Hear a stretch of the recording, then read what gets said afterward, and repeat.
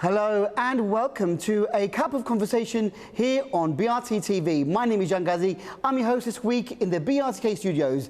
Now my guest is the lovely Yena Hacışevki. Now Yena is a new friend of mine. In fact, we only met about an hour ago before this interview, and I've been following her on Instagram, and this is a very popular social media place where everyone gets to share their photographs and their views on life.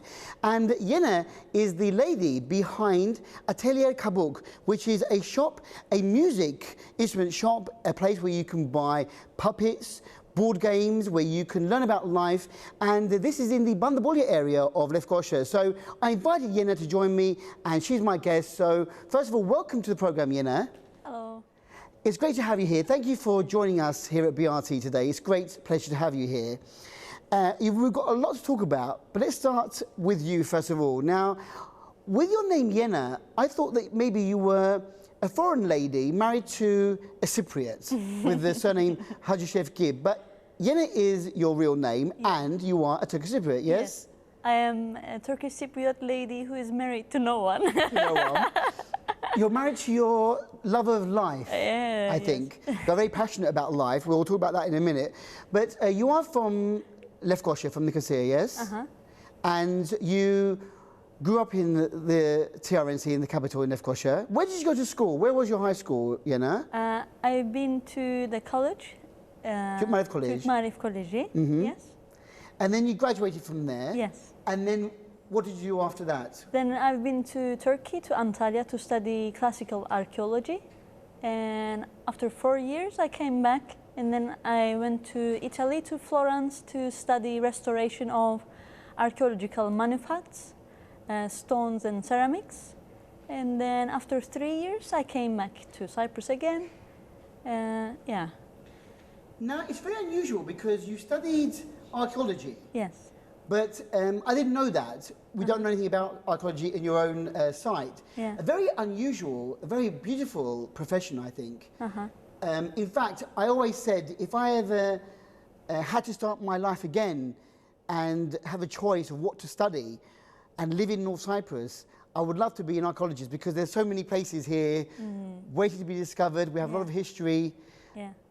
Why archaeology? Were you interested in history as a child? Well, yes, but I wanted to study painting. I wanted to become a painter at first, but things went wrong, and then some other coincidences happened, and I found myself studying archaeology, which I loved, but which I've never thought about studying. Yeah. And I'm glad that it happened. And now we started to make workshops with kids to teach them what an archaeologist does, actually. It's a very uncommon profession for Cyprus, even though we have many, many places to visit and ancient cities to protect and visit. Because of the political issues, it's a bit difficult for an archaeologist to work here. Yeah. But we wanted to teach kids about the cultural heritage of Cyprus, and being Cypriot doesn't mean only caring about the recent history and stuff, but also it covers the whole history of Cyprus and everything that it includes. So we wanted to teach kids about this and about archaeology as a profession. Yeah. What do you do when you're an archaeologist? Yeah. And helping to encourage them to be curious and make researches about anything that they're curious about. It is very interesting. I love archaeology as a profession. It's very good. But now you're not doing anything to do with archaeology. You're doing your own work, yes. Your own shop. Yes. In between this, I heard that you were also a guide, weren't you? Yeah. Because you know Italian. You went to Florence, didn't you? Yes. And studied there. Yes. And so you have good Italian. So you were a tour guide. Yes. Then, how did you get involved with Atelier Kabak? What happened? You decided, I want to do my own thing? What did you do? No, I've been always doing things at home as a hobby anyway. Yeah.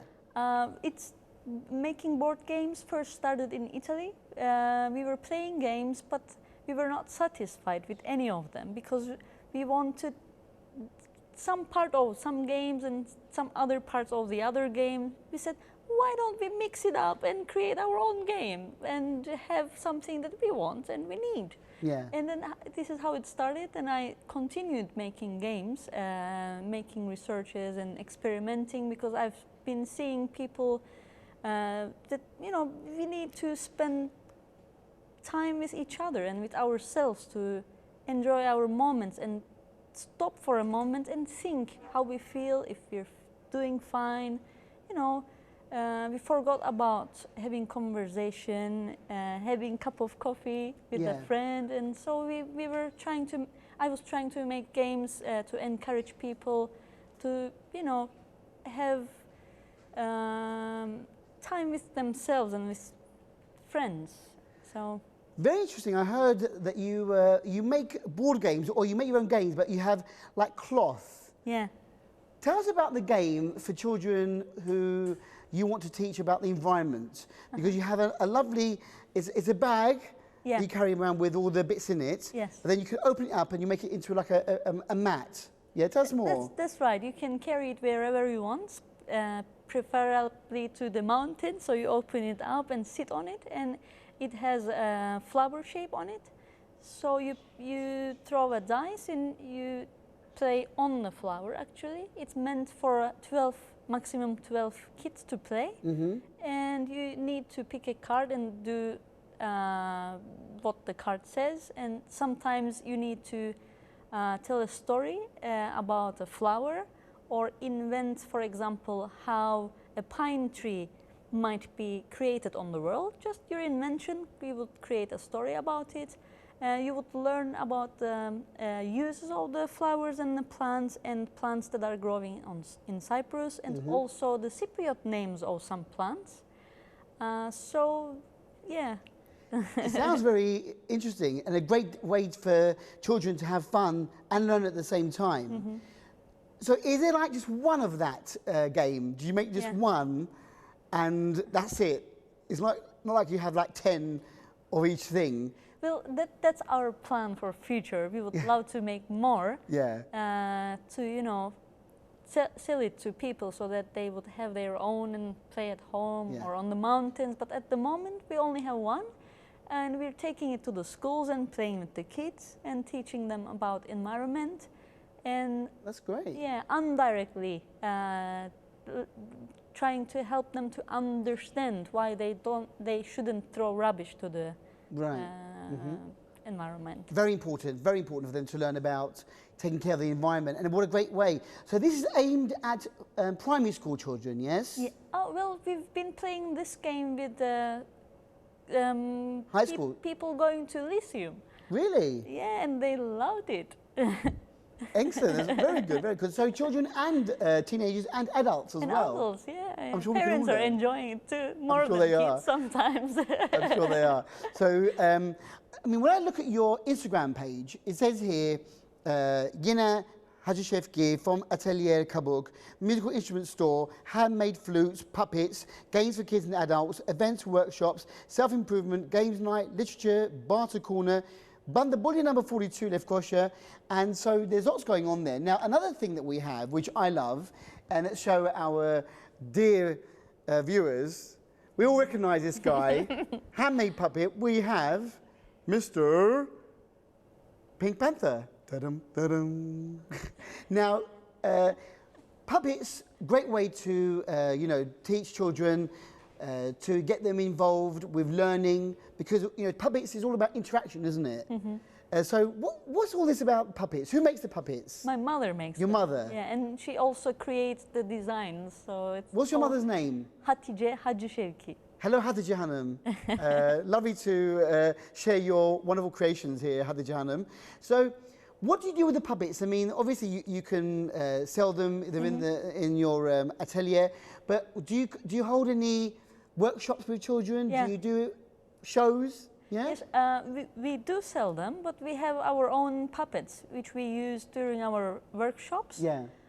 Or we have special days that we have, like we're storytelling through the puppets, with the puppets, or we're sometimes using them just as a friend that would be helping us while playing the game, because as you said, kids are interacting better than us with the puppets. So this is how we use them. Great, and such an innocent, such a simple thing, but we've lost touch with that, haven't we, really? I mean, the children nowadays are too much into technology with the mobile phones and the tablets and television, but a basic puppet like this can bring so much fun to children in their lives. So I think it's great. And you have, I mean, how many different characters do you have? How many puppets do you have there? I mean, you brought in 2. Do you have other, and can people ask you, can you make a puppet? Or Yes, actually my mom made someone's puppet a week ago, and we sent it to Izmir, to Turkey. They contacted us through Instagram. They said, I would like to have my own puppet myself. Really? So yeah, by looking at the pictures, she made his puppet, and he liked it, and we sent it. Very talented lady, your mother. Very much. Very good.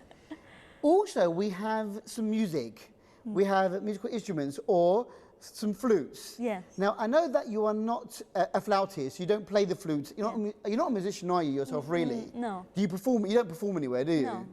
But I know that you do make these flutes, and to be able to sell them, you also actually have to be able to just make sure that the notes are okay, yeah? Yes. All right then. So we have 3 different flutes here now. Tell us about them. Actually, we have to call them flutes because they are musical instruments, which are flutes, but I would really prefer to find another name for them because, for example, I would like to call this a happy necklace.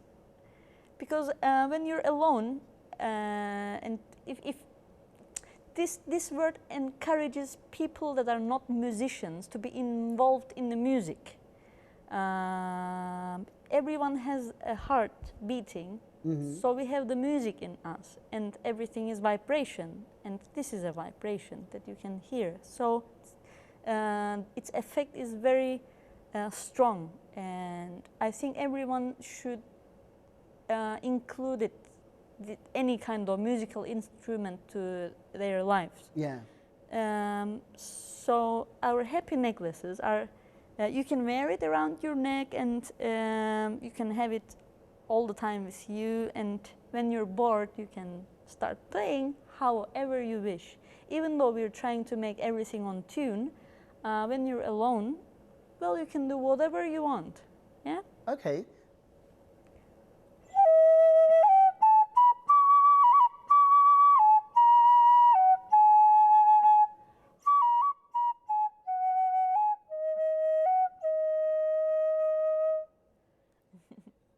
A beautiful sound, very, very charming. And so, did you just teach yourself just to make a few, sounds? Because, as I said, you're not a flautist yourself. No, yeah. So, what is the attraction? Because you've got so many things. You've got games for children and adults. You've got puppets, and you've got your happy necklace with you. It's very eclectic, very different, isn't it? All these different things. Actually, they're not. They're all what I need. So I started to make them because I needed them. And in the end, I started sharing them with people. Wow. But the connection is very simple. Everything we make is made to heal us. The Kabuk, our workshop's name is Atelier Kabak. Yes. Kabuk means the scab that is created on your wounds. So it is created itself to heal you. This is one type of kabuk, but the scab knows when it's the time to go away. So your body, gets rid of it. It falls off. Rid of it, and then you're healed.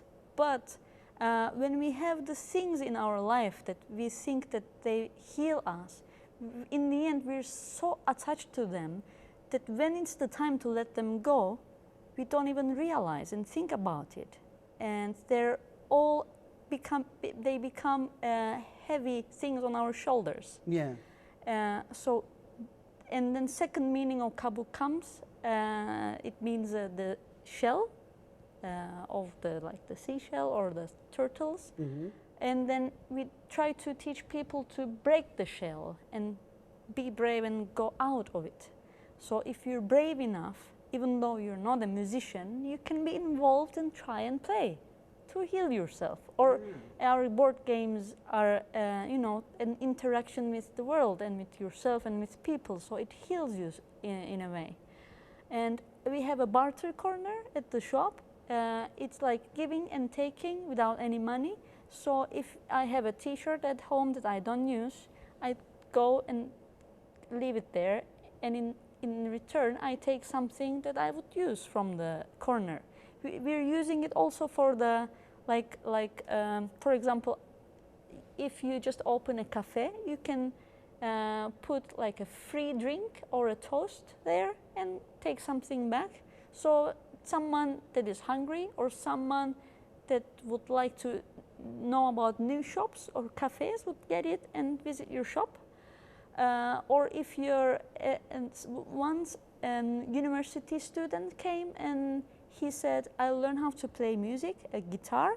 I came to Cyprus for the university. I'm coming from Turkey. I don't know anyone, and I would like to interact with more people. So I would leave free guitar lessons here, and in return he took a bracelet from the corner. So we have, like, you know, this kind of learning to give things that we want to share or that are not serving us anymore.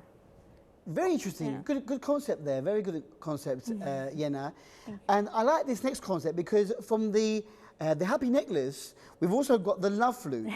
And this is such a clever idea. Now, we've got two types of flutes here, love flutes. One that you play, now the idea is that two people play the flute together. Yes. Either side by side, cheek to cheek, or eye to eye, from playing one end, the other end, each other. So, is this something that you decided to create? Yeah. I've never heard of a love flute before, so this is your invention, yes? Well, if no one else in some part of the world thought about it, yes, we are the only ones. Okay, so beautiful. Who has designed this? I just want to show everyone. Yeah, I am beautiful. making. You designed this, yeah? Yeah. You painted this? Yes, yes. It's beautiful, and the reed is from Cyprus, yes? Yes. From our island. Yes. You travel around, go to all the special places. Yes. The wetlands, maybe where there are reeds, or the villages where you can, you know, find the reeds, and then you make this yourself. That's right. That's right. So how did you learn to make a flute? I think there is one man still around who is a flute maker that you learned from, yeah? Well, first I was hiking on the mountains and I saw a couple having their own reed flute, and I was very interested in that. And they said, we can teach you. They were just a couple, you know, that came to Cyprus from Ukraine, and they were traveling around. I said, of course, please teach me. Then they taught me how to make one. And after I started making them at home, I met this guy called Kemal Deveci. I think he is the last master in northern Cyprus that knows how to make traditional Cypriot flutes. So he taught me how to make one. I didn't bring any of the traditional flutes here, but their technique is different. Yeah, so you've taken it a step further and made your own flutes. Yeah, that's you learned how to make them. You know that what sounds they should be making. And so, okay, can you play this for us, please? Sure. Well, it's meant for two to play together, like side by side, but you'll be hearing only me.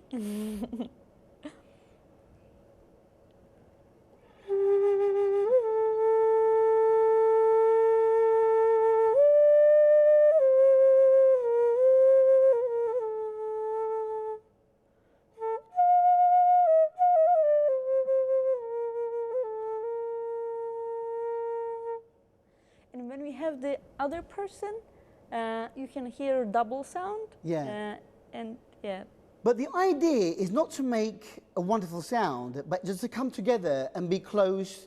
And I mean, I know that you were saying that you could even have therapy with this. If there's a problem within the relationship, the two people can come together and join forces and make something beautiful from the music. But the idea is to just break down the barriers and to come together. Isn't that right? Yes? Definitely.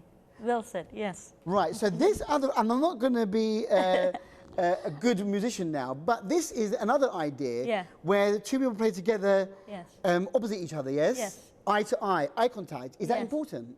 At one point in your relationship, you can't bear the other person to look in the eye of the other person, and you just, avoid it. And this helps you to improve that slowly again. Okay, so we're two strangers now, literally, and let's stand up now, and we're going to play together, supposedly. I don't even know how to hold it. Okay, 1, 2, 3.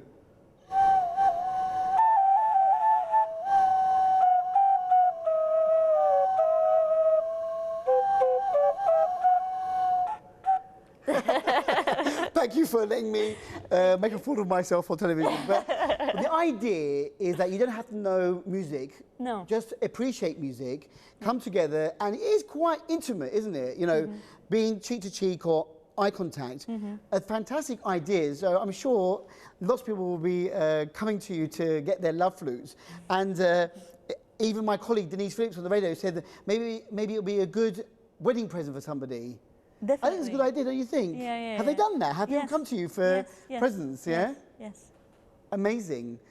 So, Yena, I mean, how would you describe Atelier Kabak? I mean, we've given the idea about the name, but is it a place where people can pop in, chat with you, meet with you, just have a good time? Is it a place to learn? Is it a place to share? I mean, how would you describe your corner of Bandabulya? I mean, what's going on there during the day normally when you're there? Well, if no one comes, or on the times that we have no visitors, we're mostly, making flutes or different things, or, board games. And sometimes people that are lost come and find our shop. Yeah. And we sit and chat, and then we understand that it was meant to be, and we started to have a conversation that both sides learns new things from each other. Yeah. And this is what we want to create anyway. So for me, it's a place that is like a bridge. It's a bridge for me to connect with people, with the world, and to connect other people with each other. Well, you're doing that because, I mean, like I said, I'm a friend of yours on Instagram, and you have, at the moment, as we speak on this program, 4,677 followers, and you are following as many people nearly as well from your page. That's a good number, and I know that you also deliver around the world. People can order online, and you can send maybe your puppets or your love flutes or your happy necklace, whatever you want to call them. So it's a great way to connect with the world. When did you open? When was the atelier established? Almost 3.5 years ago. Really? That long? Yeah. So well, I have only recently discovered you, so I'm late joining your atelier. But thank you. I'm sure you have lots of people coming in to visit you, especially in that area. It's such a lovely area now. Bandabulya, Arasta, being in that part of Lefkoşa, the old quarter, is now coming very alive. Yes. Do you have a lot of interest from people? Are you happy with how it's going? Yeah, well, at first when people come, they think, okay, how this lady can survive by selling, flutes that is something very specific. And when we started to chat, they understand that we're not selling flutes, but we're selling the idea of loving ourselves and other people and things, and it's about something else. So this is why people are interested in our work, and we're happy about it. Very good. Now, you are, as I said, in the Bandabulya, in the old covered market next to the Selimiye Mosque in Lefkoşa. So if you go into the market where there is lots to buy, one of the shops is Atelier Kabak. And when are you open? What times are you open from? From Monday until Saturday, we're open from 9 till 6 o'clock. Oh, so the whole day practically. And you close Sundays. Yes. And you have a friend now with you, don't you? You're not just by yourself. Yeah. Who is joining you now? Who do you have with you? I have Esen Karaç. She is a musical teacher. And yeah, we started to work together a week ago, and yeah. Oh, great, great. Good partnership there. Do you have any other plans for the future? I mean, all these things mean so much to you personally that you want to share, and the kabuk or the scab of the wound is falling off and you're sharing it now. Are there other things that you want to create in the future?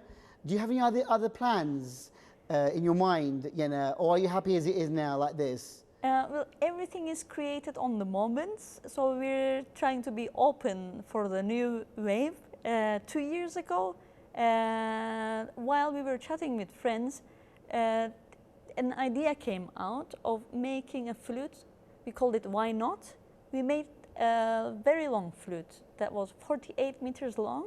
We put the pieces together and we played with 190 people on the Green Line.